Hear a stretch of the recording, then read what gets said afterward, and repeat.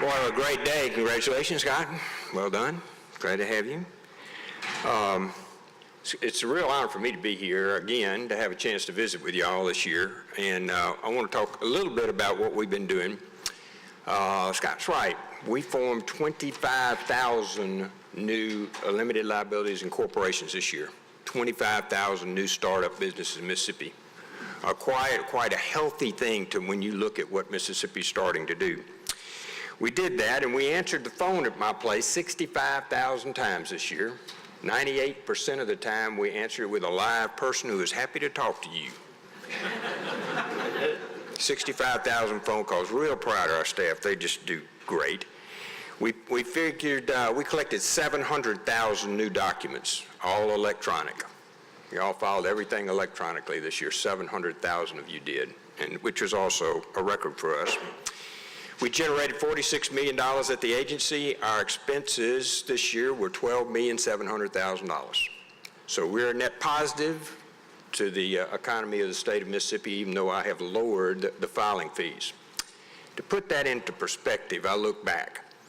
The budget I was given by my predecessor the first year I started was $13.3 million.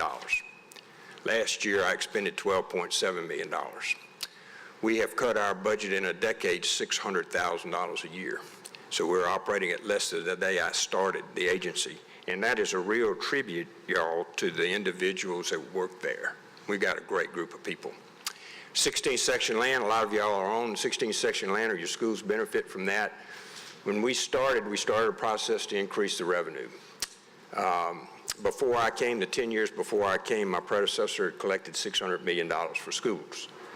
Since I've been there, we've collected $1 billion for schools. We're up $400 million since we started. Every penny of that goes back to the school systems. So we've been busy, but you've been busy too. And what I want to show you is some things that we started doing. About a year ago now, 6 or 8 months ago, I did our first survey, and I started asking you what's important to you.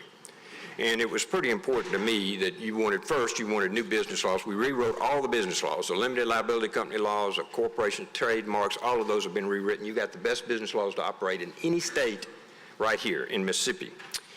Then you wanted to do the online portion. Now we've gone totally online. You found all your documents online. It used to take you 2 weeks to get a corporation. It takes 2 seconds now. And then you wanted demographic data. How do I compete with each other? So we started providing you information, something called Y'all Business. We analyzed every county in Mississippi. And what your population is, I predicted your growth. We'll tell you how many people buy a bottle of water or a computer or buy men's clothing or automobile parts. It's all right there for economic developers now by every single county in Mississippi. If you haven't looked, you ought to look at Y'all Business. No other state has anything like that. So we came back to you for the last one. You know, what's important to you? So we started asking, what's important to you? And of course, the first survey showed it was an educated workforce. We started digging back again, and now I'm going to show you these slides. I hope you can see them over there. There's one on each side. Leah's got them. The first question that we asked on the first one, on a scale of 1 to 10, how difficult is it to get an educated workforce that meets the needs of your business? The blue ones on here are LLCs. We now are running about 110 or 120,000 limited liability companies in Mississippi and about 50,000 corporations. The orange ones are your corporate replies to this questionnaire. 75% of you said it was difficult from 5 to 10 to find an educated workforce. Second slide, please, ma'am. When you need to hire an employee, this one is very telling to me. When you need to hire an employee in Mississippi, these almost 2,000 businesses came back from this survey. When you need to hire an employee, how long does it take for you to find one? Almost half of you said it took longer than 3 months to find an employee that would meet your skill set. Just what William was talking about just a minute ago. Next one, please, ma'am. What's the highest level of education needed in the majority of your jobs? What kind of education are you going to require to come to work at your company? Only half of them said high school. Look where the rest of them are. 2 years, 4 years, they're requiring additional education. When you go to hire your employees today, you're only looking at half the workforce would have a high school diploma. Those numbers will continue to go in the same paradigm they're going right now. less and less and less a high school diploma will qualify to go to work for you. The next one, you got the next one, please, ma'am? There. The next one is, how technically skilled do you have to be to come to work for us? For your newly hired employees, how technically skilled do you have to be? 70% of you said you had to be between 5 and 10. You have to be technically skilled to come to work for me. This is just a confirmation of what you already know. You're looking for skilled workforce when you first hire them. The most expensive thing you can do is hire somebody and get turnover. You want them to come and stay with you. So what are you looking for? More than a high school, you're looking for someone who is technically skilled when they come to work for you. A critical component, I think, and this, again, these trends, we read about them, but they're home now. This is not the future anymore. What I'm talking to you today is a 3-week-old survey. It's brand new. It's just what you told us. Almost 2,000 of you told us just this last month. Educational incentives. This, too, was important for 2 reasons. One, this shows that on the left-hand side, you'll see more than 50% of you are offering job training, tuition support, or some other future education in your place. That's great, because that means you're investing back in your workforce. That means that you're actually going out and saying, okay, look, I've got this semi-skilled person, I'm going to make them better. And that makes Mississippi better when you do that. The other part of that, of course, is you're looking at someone that may not be as skilled as you want. You're still investing your time and expense in making them skilled enough to work for you. Next one, please. One of the more telling ones that I saw in here, if you had an educated workforce, would you expand in Mississippi? Would you? These are the people that are writing a paycheck today. These are people who are hiring people today. And 45% of them said, if I had an educated workforce, I'd hire more people today. Today. Next one, please, ma'am. Did any of these organizations give you any support? And it reads across from local chambers of commerce, economic developers, local government, the university system, or some other. Did any of these following organizations offer support when starting your business? 70% of the new business in Mississippi didn't get support from any of them. They're starting on their own. They're picking up the ball and going forward. What's most important, and this, of course, was what you would anticipate having asked the first 9. What's most important to your business? An educated workforce, that's the first column. The corporations, even more than limited liability companies. What's second most important? Community support. Just what you were hearing here a minute ago. That aggregation of community to ask somebody to come there. We want you to build there. We want you to come to our community.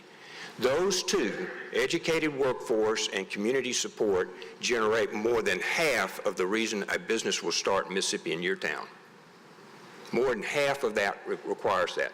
The remaining 2 or 3 are kind of interesting, like consumer info, consumer data, demographic data. We fill that vacuum with y'all business. Now, you can go online to the Secretary of State's office, you get the same thing a Walmart survey would get before they went to that town. It's all laid out for you. So the first 5, the first 3 we've addressed, then you go on to education, you go on to infrastructure, which is the 7th one. The top 10 don't even include incentives. The tax incentives are 11th to Mississippi businesses. So the first thing we need to do is not give away all the money. The first thing we need to do is want them to be there and give them an educated workforce. After that, it doesn't even hit in the top 10. That's what businesses want in Mississippi. And when we started this process, and we'll do these surveys as we go along, we consulted the state economists when we did this, and we had input from a lot of different people. And we'll come back again and we'll share those with you. It's on our internet, and you're welcome to look at these in some detail, and we'd like for you to. When I released this, I got an email. I got a bunch of emails from you, actually. We've sent it to all the businesses in Mississippi. One of them said, our group is passionate about the kids in our county. I was really rather surprised when I conducted interviews last week. The kids are bright. They are slowly catching up to the fact what it costs to hire a plumber. Me too. Particularly this week. That 4 or 5 year college and $75K in debt may not be the route they want to take. So I'm encouraged to reach out to you to see if there may be some form of partnership that would be dreamed up in order to help the kids in our county and possibly start a forward motion in our state in creating valuable, employable, skilled vo-tech students. Creating an educated workforce in Mississippi is not going to be done in silos, not just an education silo and not just a business silo. We can't just come along and say, I want an educated workforce, and then y'all all go home. That's not going to work in Mississippi anymore. 20% of our young men and women will actually get a college degree. The other 80% will work for you, or they'll hire your children. That's the other 80% that you're talking about in each one of these scenarios that we're discussing with you. You know, some of these incubators are already started.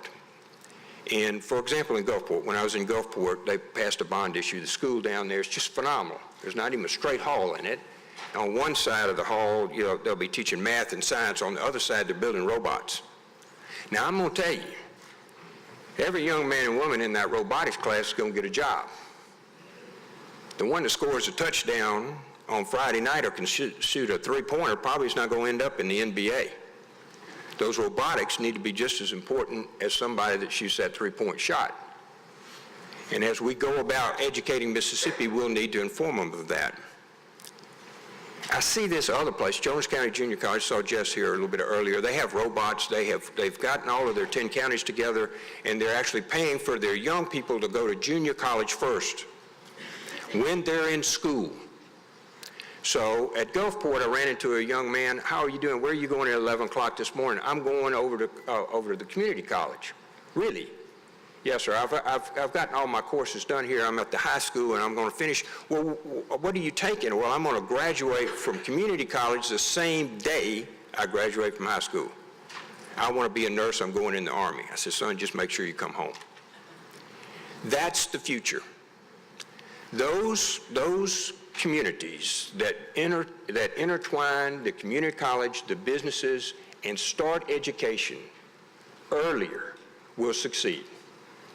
Since Governor Bryant started high schools, graduation rates have increased from 73% to 82%.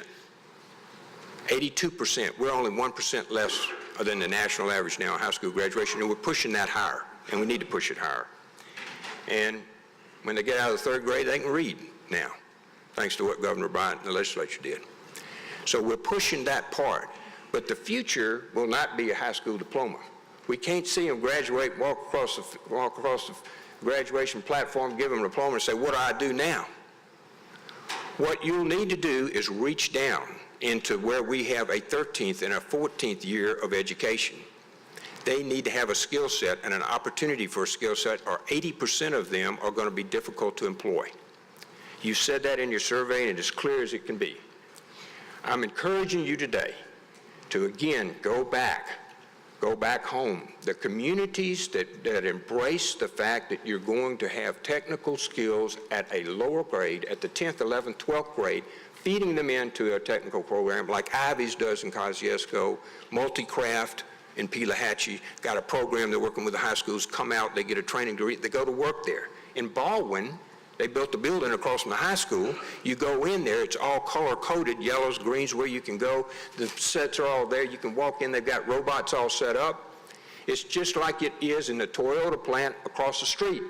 When they get out of high school, they can go right to work there, and they're very familiar with it. That embedding of that education system deeper into not just high school graduation, but the technical training to provide your educated workforce is the recipe for success for you. Please get involved. Please go do that. The ones that do, they're going to prosper. And the communities that don't embrace that philosophy are going to struggle. It is so good to have you back here. Anything I can do to help, I'll be over in the office. We're at the Secretary of State's office. We're so excited about the future of Mississippi. It's a very bright future. And the ones that will lead that future are sitting in your chair. Thank you so much for having me today.